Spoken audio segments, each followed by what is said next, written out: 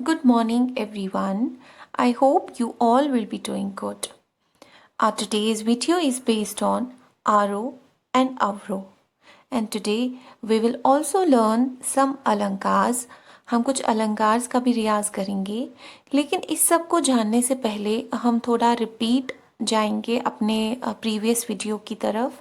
हमारा जो previous video था that was based on the practice of 7 स्वराज. सरगम के 7 स्वरों की प्रैक्टिस हमने की थी कि कैसे हम मंदिर सप्तक के सा से तार सप्तक के सा तक स्टेप बाय स्टेप आगे चलते हैं. ठीक है, चलिए आज हम उसको एक बार फिर से रिपीट करेंगे. सा रे ग म प धा नी सा. सा नी धा प म ग रे सा. सा रे ग म प धा नी सा. सा नी धा प म ग रे सा. So now if we talk about Aro and Avro, if we talk about the definition of Aro and Avro, Aro of a rag is the sequence of the notes in ascending order, and Avro of a rag is the sequence of the notes in descending order. Aro means ascending from a lower position to a higher position, and Avro means descending from a higher position to a lower position. Aro is the ascending order of musical notes starting from the middle sa to higher sa. In the same way, Avro is the descending order of notes from higher sa to lower sa. So students, आरो अवरो से हम हिंदुस्तानी classical संगीत जो है उसका रियाज शुरू करते हैं, और अगर इसी आरो अवरो को हम अलग अलग तरीकों से गाएं तो उससे हम अपने गाने में बहुत सुधार ला सकते हैं. आरो अवरो के गाने का जो बेसिक तरीका है वो है सा रे ग म प धा नी सा. सा नी धा प म ग रे सा. आरो का मतलब है स्टेप बाय स्टेप मध्य सप्तक के सा से तार सप्तक के सा की तरफ हम जाते हैं. जैसे सा. सा, ध्यान से सुनिए. सा ये एक लोअर नोट है. ठीक है, ये सा जो हम मध्य सप्तक से स्टार्ट करते हैं ये एक लोअर नोट है. आप देख सकते हैं कि गले पर भी हमें थोड़ा सा दबाव, थोड़ा खींचाव दिखता है. सा रे ग म प धा नी सा. यानी स्टेप बाय स्टेप हम एक स्टेप हम ऊपर की तरफ चढ़ते जाते हैं, from lower note to a higher position, to a higher note. ठीक है, तो इसको हम आरो कहते हैं, यानी नीची पोजीशन से ऊपर की पोजीशन तक जाना. ठीक है, और अवरो का मतलब है तार सप्तक से हम मध्य सप्तक की तरफ वापस आते हैं. जैसे सा नी धा प म ग रे सा. और अवरो में हमने क्या किया, हायर पोजीशन से हम लोअर पोजीशन की तरफ वापस आए. Good morning everyone. I hope you all will be doing good. Our today's video is based on Aro and Avro. And today we will also learn some alankars. हम कुछ अलंकार का भी रियाज करेंगे, लेकिन इस सब को जानने से पहले हम थोड़ा रिपीट जाएंगे अपने प्रीवियस वीडियो की तरफ। हमारा जो प्रीवियस वीडियो था that was based on the practice of 7 स्वराज, सरगम के 7 स्वरों की प्रैक्टिस हमने की थी कि कैसे हम मंदिर सप्तक के सा से तार सप्तक के सा तक स्टेप बाय स्टेप आगे चलते हैं। ठीक है, चलिए आज हम उसको एक बार फिर से रिपीट करेंगे। सा रे ग म पा धा नी सा, सा नी धा पा मा ग रे सा,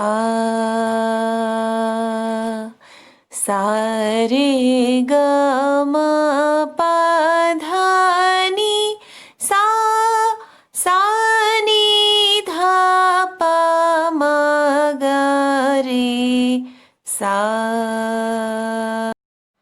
So now if we talk about Aro and Avro, if we talk about the definition of Aro and Avro, Aro of a rag is the sequence of the notes in ascending order, and Avro of a rag is the sequence of the notes in descending order. Aro means ascending from a lower position to a higher position, and Avro means descending from a higher position to a lower position. Aro is the ascending order of musical notes starting from the middle sa to higher sa. In the same way, Avro is the descending order of notes from higher sa to lower sa. So students, आरो अवरो से हम हिंदुस्तानी classical संगीत जो है उसका रियाज शुरू करते हैं, और अगर इसी आरो अवरो को हम अलग अलग तरीकों से गाएं तो उससे हम अपने गाने में बहुत सुधार ला सकते हैं। आरो अवरो के गाने का जो बेसिक तरीका है वो है सा रे ग म पा धा नी सा, सा नी धा पा मा ग रे सा। आरो का मतलब है स्टेप बाय स्टेप मध्य सप्तक के सा से तार सप्तक के सा की तरफ हम जाते हैं। जैसे सा, सा, ध्यान से सुनिए, सा, ये एक लोअर नोट है। ठीक है, ये सा जो हम मध्य सप्तक से स्टार्ट करते हैं ये एक लोअर नोट है। आप देख सकते हैं कि गले पर भी हमें थोड़ा सा दबाव, थोड़ा खिंचाव दिखता है।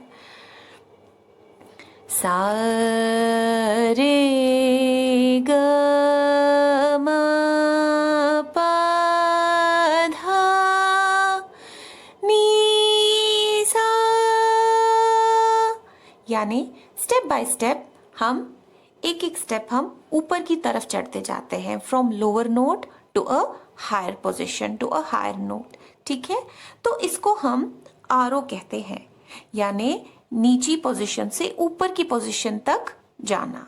ठीक है, और अवरो का मतलब है तार सप्तक से हम मध्य सप्तक की तरफ वापस आते हैं। जैसे सा नी धा पा मा ग रे सा।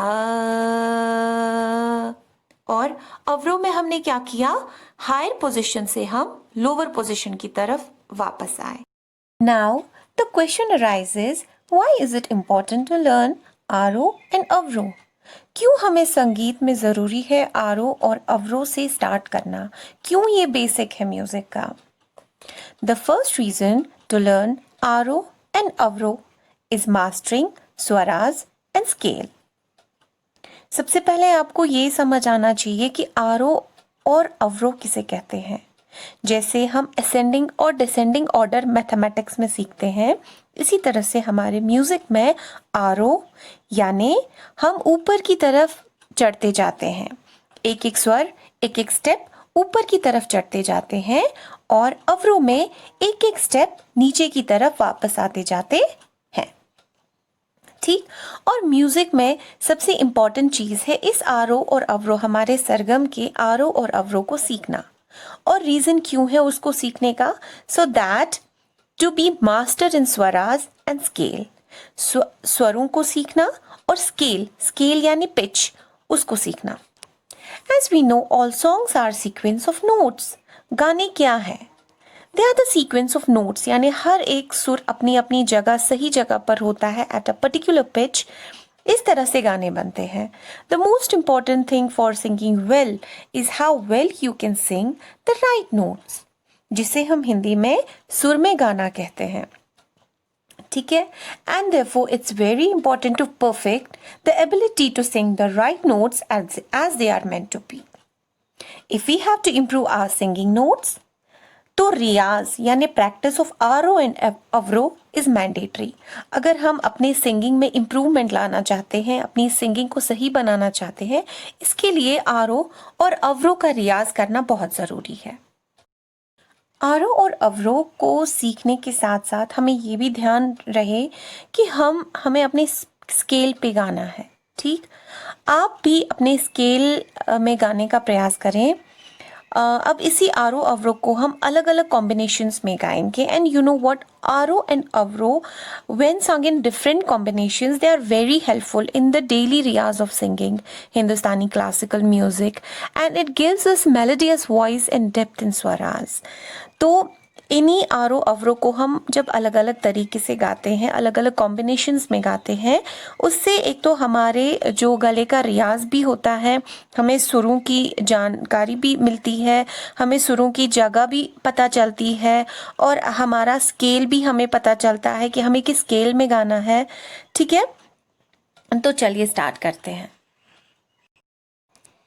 चलिए एक बार फिर रियाज करते हैं सा से लेके मध्य सप्तक के सा से लेके तार सप्तक के सा तक। और ये जो मैं यहाँ से टैप कर रही हूँ, दिस इज कॉल्ड लय। ठीक है, आपको इसी बीट के साथ गाना है, ना इससे ऊपर ना इससे नीचे।